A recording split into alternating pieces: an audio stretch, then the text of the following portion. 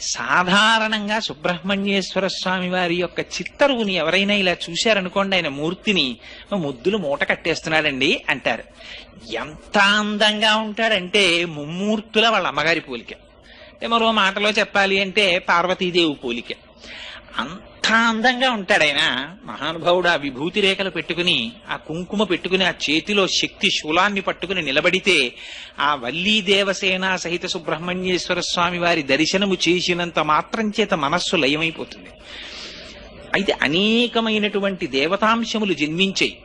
కానీ వీటికి లేనటువంటి చిత్రం అంతా సుబ్రహ్మణ్యేశ్వర స్వామి వారి అవతారం దగ్గర వచ్చింది.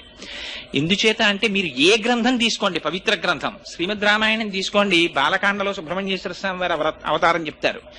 భారతం తీసుకోండి, సుబ్రహ్మణ్యేశ్వర స్వామి వారి గురించి చెప్తారు. వామన పురాణం తీసుకోండి, సుబ్రహ్మణ్యేశ్వర స్వామి వారి గురించి చెప్తారు. స్కాంద పురాణం